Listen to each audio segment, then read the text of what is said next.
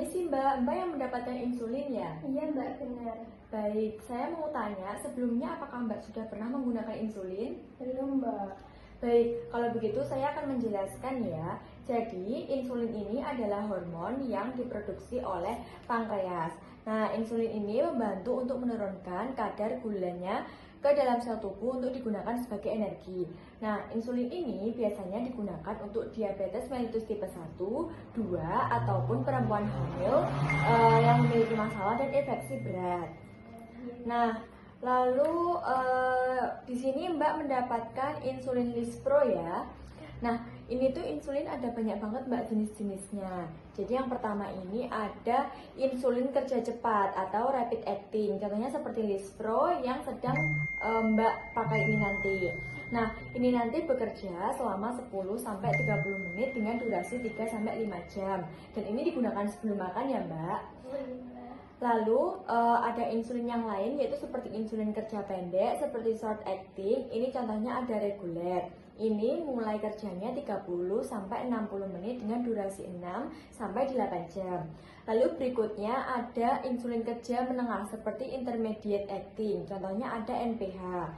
Lalu mulai kerjanya ini 1 sampai 2 jam dengan durasi 12 sampai 18 jam. Nah, yang terakhir ada kerja panjang atau long acting, contohnya adalah glargine determin. Ini mulai bekerja 1 sampai 2 jam dengan durasi 24 jam dan digunakan 1 kali sehari. Nah, karena Mbak mendapatkan Lispro ya tadi, jadi ini dipakainya itu sebelum makan ya Mbak, untuk mulai kerja dari insulinnya 10 sampai 30 menit. Nah, lalu yang berikutnya penyimpanan insulin. Karena Mbak belum pernah menggunakan insulin, jadi belum tahu dia terkait penyimpanannya. Belum Mbak. Iya, jadi untuk insulin ini disimpan di lemari es dengan suhu 2-8 derajat. Jangan dibekukan. Lalu hindari sinar matahari langsung dan panas berlebih. Yang terakhir, insulin yang sedang digunakan ini boleh disimpan di suhu ruang dengan maksimalnya 28 hari. Nah, berikutnya, ini ada hal yang harus diperhatikan Mbak untuk insulinnya. Jadi apabila Mbak sudah menggunakan insulin seperti ini, jangan menghentikan insulin tanpa konsultasikan ke dokter. Lalu gunakan insulin sesuai dosis, perhatikan pola makan dan olahraga. Lalu periksa gula darah secara rutin dan ganti lokasi suntikan setiap harinya seperti di lengan, perut, paha, intinya yang ada lemaknya ya Mbak. Nah, lalu selanjutnya ada efek samping. Jadi, insulin ini juga memiliki efek samping yang kemungkinan terjadi pada mbaknya. Seperti hipoglikemia. Hipoglikemia ini ditandai dengan pusing, berkeringat, lemas, atau jantung yang berdebar. Selain itu ada kemerahan, bengkak ringan, lalu ada peningkatan berat badan yang secara tiba-tiba. Nah, lalu untuk meminimalisir terjadinya diabetes yang semakin parah, itu bisa dengan diet rendah gula Mbak. Jadi menghindari makanan yang manis-manis nih, lalu olahraga dengan teratur dan selalu menjaga berat badan agar ideal. Nah, berikutnya ini ada gejala-gejala diabetes. Nah, ini yang pertama ya Mbak, gejalanya itu sering merasa haus. Jadi ini semakin banyak gulanya yang dikonsumsi, maka ginjalnya secara otomatis akan semakin keras pula memproduksinya. Nah, jadi semakin banyak kencing yang dikeluarkan, maka tubuhnya juga semakin kurang cairan. Lalu yang berikutnya adalah sering merasa lapar.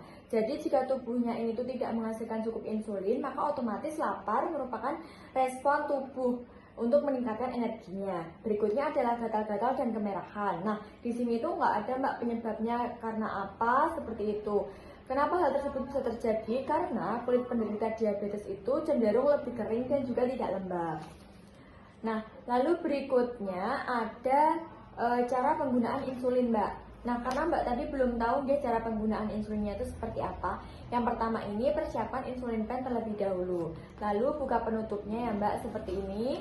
Setelah itu nanti diputarkan sesuai unit yang dimau seperti itu, sesuai dosisnya. Lalu pilih lokasi suntikan seperti di lengan atas, perut, ataupun paha. Nah, untuk setiap harinya lokasi suntikannya itu nggak boleh sama ya Mbak. Nah, caranya sebelum menyuntik jangan langsung disuntik Mbak, jadi harus dibersihkan dulu dengan menggunakan alkohol swab. Setelah itu tunggu hingga kering dan lakukan penyuntikan ke area yang berlemak tersebut. Nah, itu juga harus digunakan sesuai dengan resep dokter dan digunakannya harus rutin ya Mbak. Lalu kapan kira-kira Mbak harus pergi ke dokter? Yang pertama, jika Mbak itu cek ke apotik atau ke dokter seperti itu, lalu gula darahnya itu terlalu tinggi secara tiba-tiba atau rendah secara tiba-tiba, itu juga harus segera diperiksakan. Lalu mengalami hipoglikemia berat, seperti yang saya jelaskan di awal tadi ya Mbak, seperti pusing, berkeringat, cemas, dan jantung berdebar.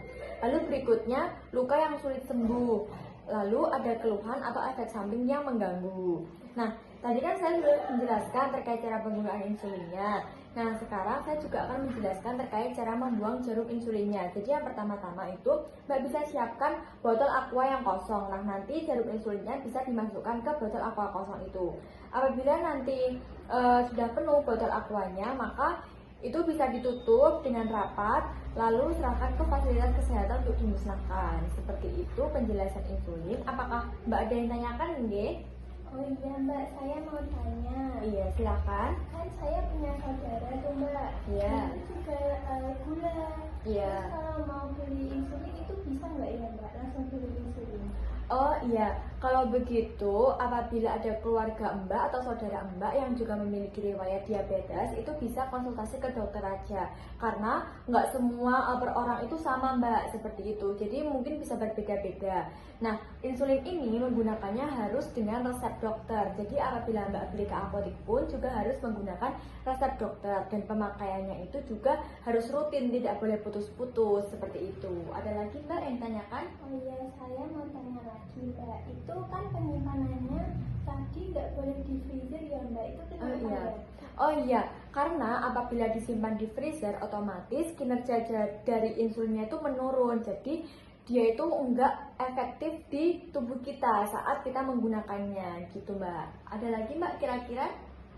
Ada lagi Mbak. Oh iya, boleh, silakan Mbak. Kalau kita udah enakan gitu kayak Iya. udah nggak ngerasa gula gitu, boleh dihentikan nggak ya Mbak? Oh iya, apabila nanti setelah Mbak menggunakan insulin merasa badannya sudah merasa enakan atau membaik, tapi tetap saja ya Mbak harus menggunakan insulin ini secara teratur. Kenapa? Karena agar penyembuhannya itu benar-benar optimal. Sebelum ada anjuran dari dokter untuk diberhentikan, sebaiknya tetap digunakan sesuai dosis. Apakah Mbak sudah paham, Ge? Oh gitu ya Mbak, sudah paham. Oh ya, bagus sekali ya Mbak sudah paham. Ini insulinnya dan ini resepnya bisa dibaca untuk panduan di rumah. Terima kasih, sehat selalu Mbak. Terima kasih Mbak.